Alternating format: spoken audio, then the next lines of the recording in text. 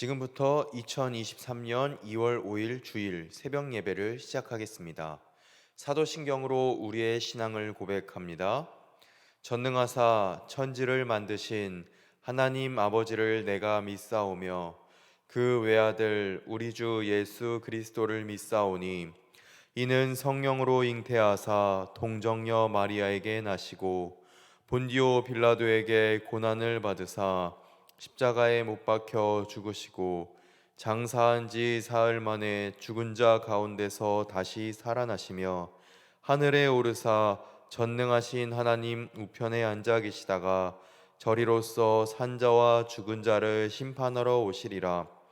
성령을 믿사오며 거룩한 공예와 성도가 서로 교통하는 것과 죄를 사하여 주시는 것과 몸이 다시 사는 것과 영원히 사는 것을 믿사옵나이다. 아멘. 다 함께 찬송가 10장 전능왕 오셔서 함께 찬양하겠습니다. 전능왕 오셔서 주 이름 찬송케 하옵소서. 영광과 권능의 성부여 오셔서 우리를 다스려 주옵소서. 강생한 성자여 오셔서 기도를 들으소서. 택하신 백성들 복 내려 주시고 거룩한 마음을 주옵소서. 위로의 주 성령 오셔서 큰 증거 주옵소서. 전능한 주시여 각 사람 맘에서 떠나지 마시고 계십소서. 성삼위일체께 한없는 찬송을 드립니다. 존귀한 주님을 영광 중 배웁고 영원히 모시게 하옵소서. 아멘.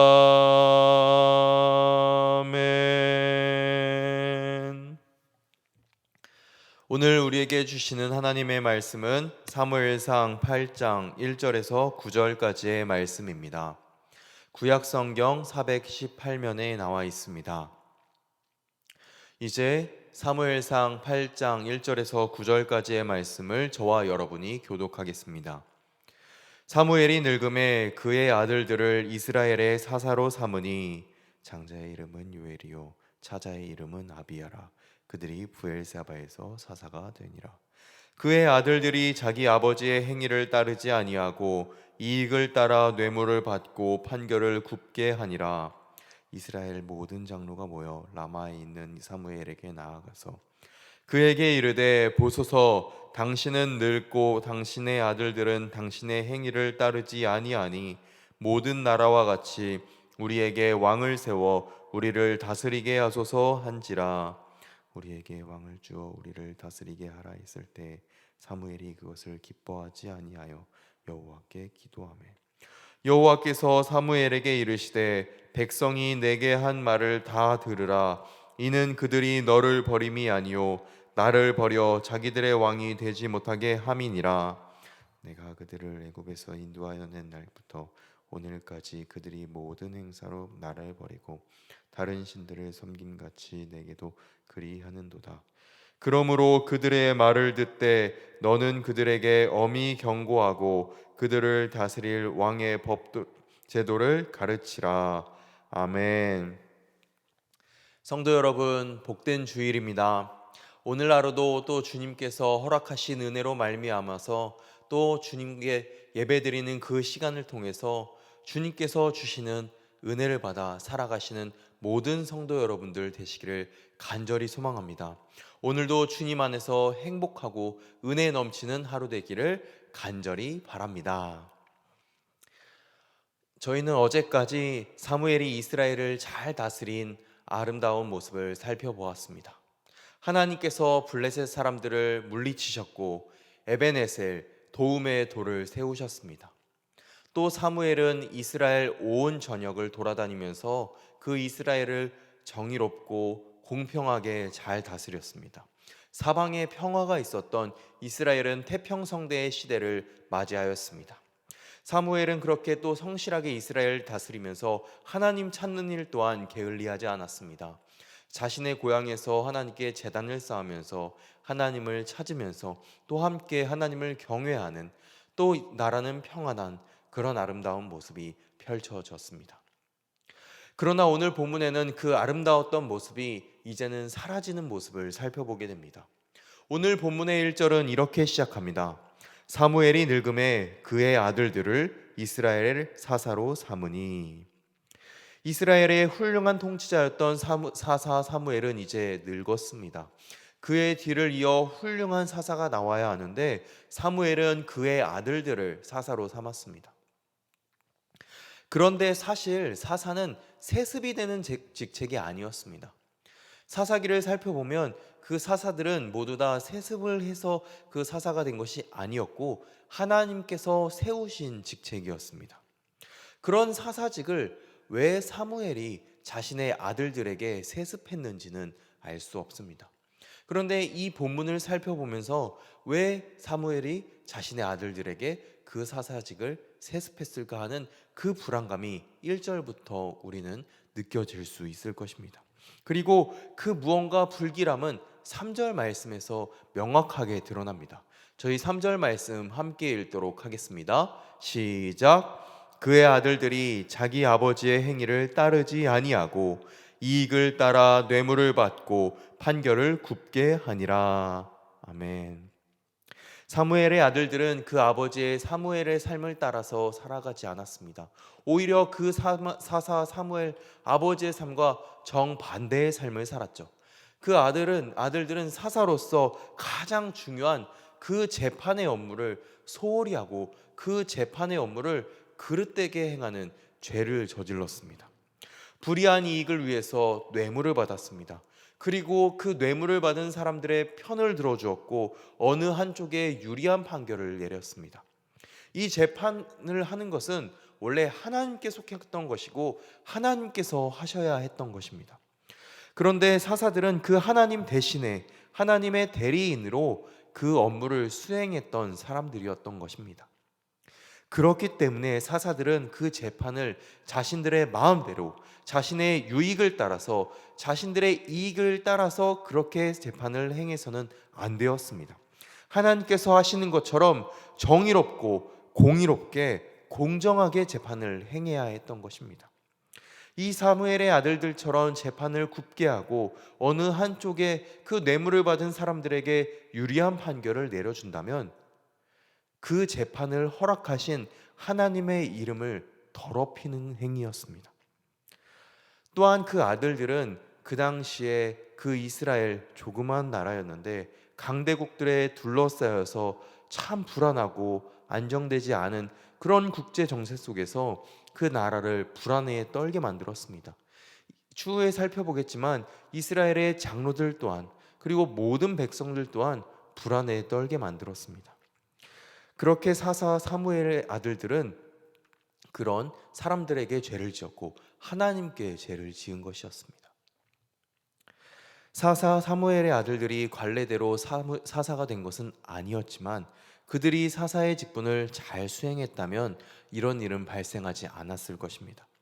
그러나 그들은 그 직분, 사사의 직분을 맡는 데에 태만했고 그 직분을 잘 수행하지 못했습니다.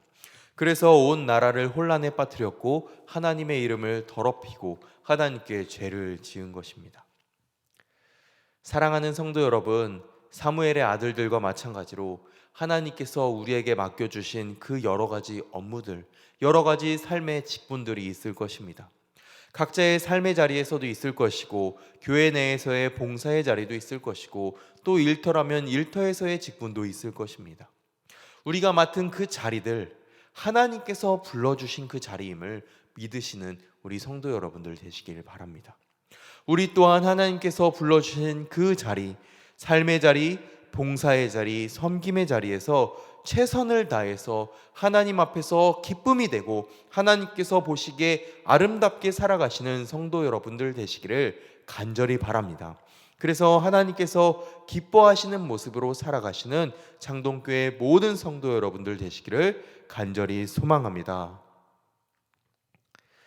저희 방금 살펴본 것처럼 사무엘의 아들들이 부정부패를 일삼고 나라의 질서를 계속해서 깨뜨리자가 이스라엘의 장로들은 참다 못해서 그 당시의 지도자였던 사무엘을 찾아갑니다. 그리고 사무엘을 찾아가서 왕을 요청하는데 그 요청 5절 말씀에 나와 있습니다.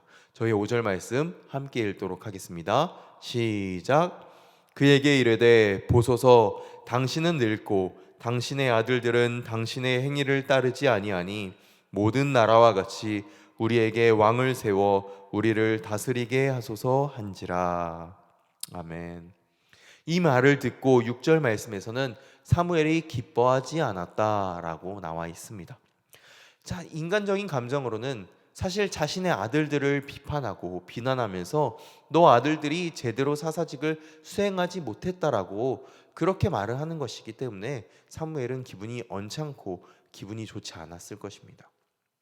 그러나 그 인간적인 감정은 사실 두 번째 이유입니다. 사무엘이 기뻐하지 못했고 사무엘이 언짢았던 이유는 그 이스라엘의 장로들이 그 사무엘에게 왕을 요구했기 때문입니다. 왕을 세워달라고 하는 데는 두 가지 이유가 있었습니다. 사무엘의 아들들이 제대로 다스리지 못했기 때문입니다. 정직하지 못했고 능력 없는 사사로는 나라의 미래를 보장할 수 없고 그 나라를 지킬 수 없기 때문에 왕을 세워달라는 것입니다. 그리고 두 번째로 이것이 실질적인 이유인데 그들의 주변 모든 나라와 같이 다른 나라와 같이 강력한 왕을 세워달라. 그러니까 이스라엘 또한 다른 나라와 같이 인간의 왕이 필요하다라고 말을 하고 있는 것입니다. 이방인들처럼 눈에 보이는 권력자들을 원했고 그 권력자가 자신들의 나라를 다시 잘 다스려주고 다시 나라를 회복시켜주기를 그렇게 그것을 기대했고 인간 왕을 세워서 그 왕이 자신들을 보호해주기를 원했던 것입니다. 당시 상황이 어려워서 주변 정세가 불안정해서 우리를 보호해줄 사람이 필요해서 이스라엘 사람들은 그 장로들은 그 왕을 요구했습니다.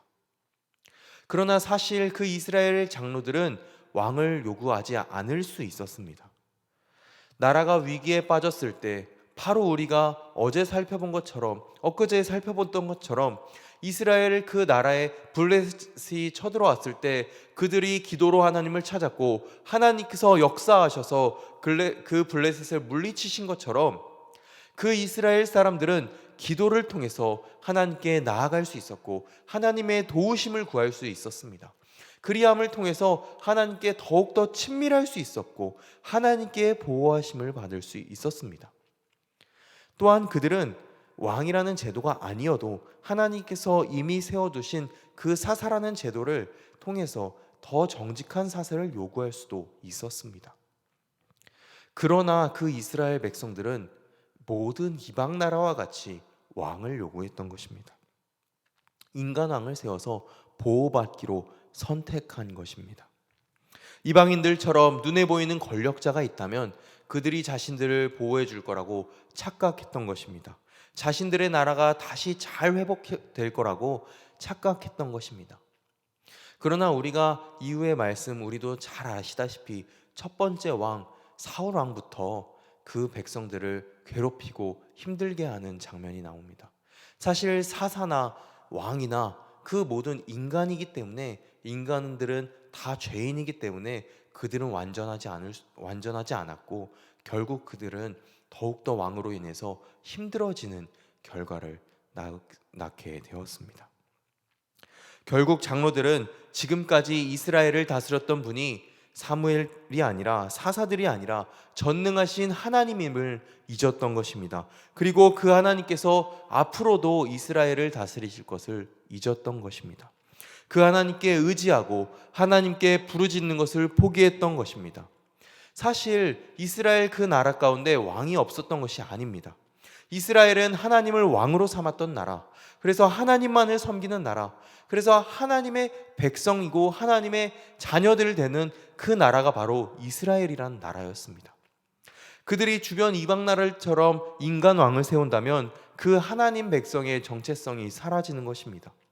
또한 열방 나라들 가운데 열방 나라들처럼 그 왕정 체제를 세운다면 그 문화를 흡수하면서 그들 또한 우상 숭배를 하게 될 가능성이 높게 되었습니다.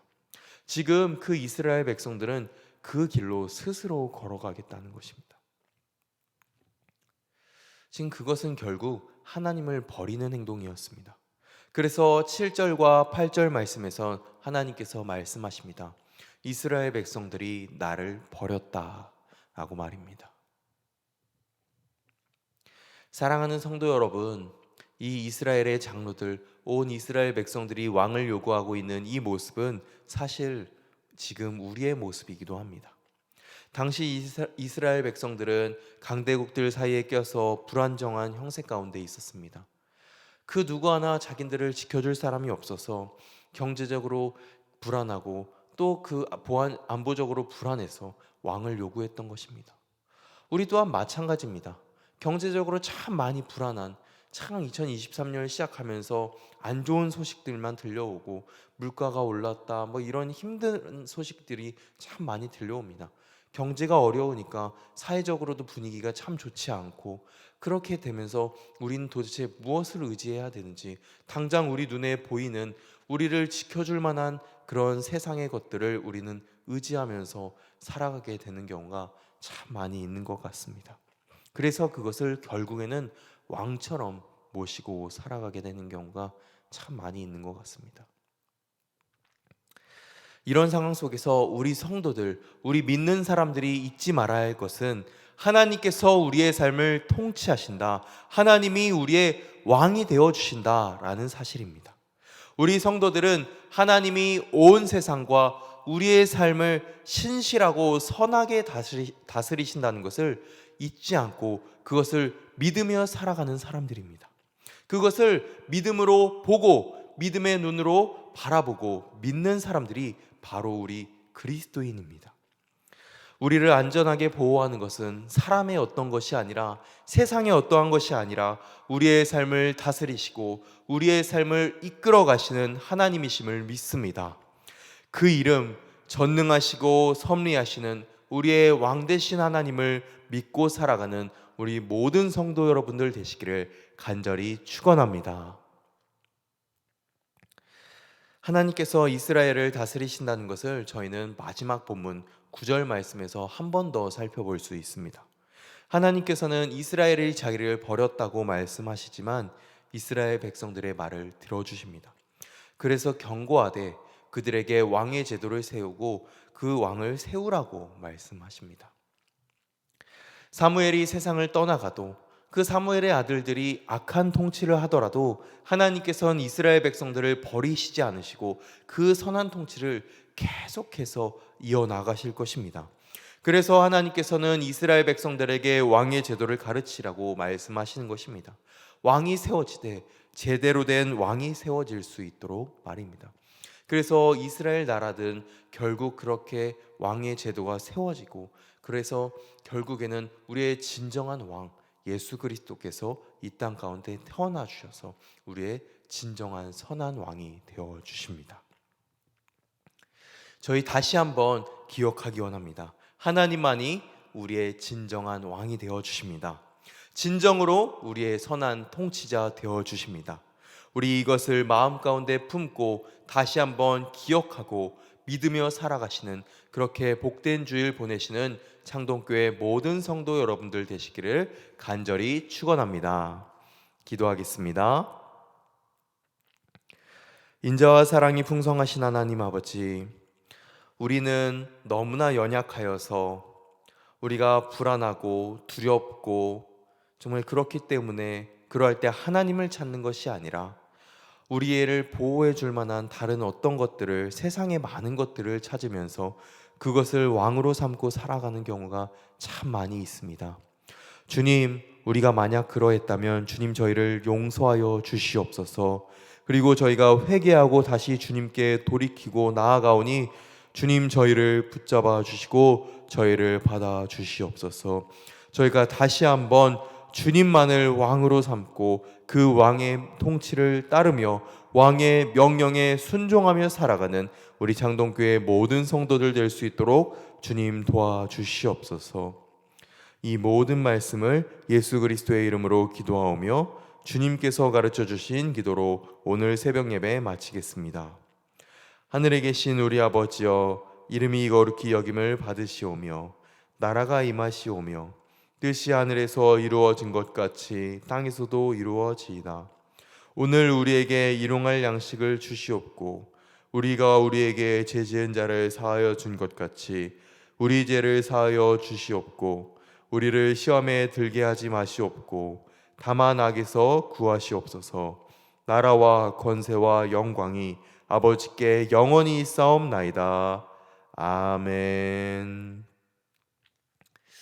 성도 여러분, 오늘은 주일입니다. 또 오늘 방금 들은 말씀 가지고 이 주일 다시 한번 우리의 진정한 하나님께서 우리의 진정한 왕이 되어주시고 하나님을 왕으로 삼는 이런 주일 되시길 원하고, 이 주일 한국교회와 우리 모든 창동교회 모든 예배를 위해서 함께 기도하기 원합니다.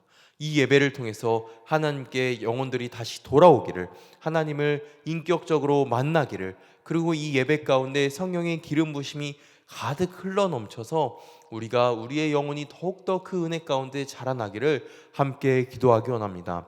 또한 이 예배를 준비하는 우리 교회 모든 손길들 가운데, 주일을 준비하는 모든 손길들 가운데 하나님께서 더욱더 큰 은혜 주시기를 함께 기도하겠습니다. 그리고 각자가 가져오신 기도 제목으로 기도하겠습니다. 주여 한번 외치고 기도하겠습니다.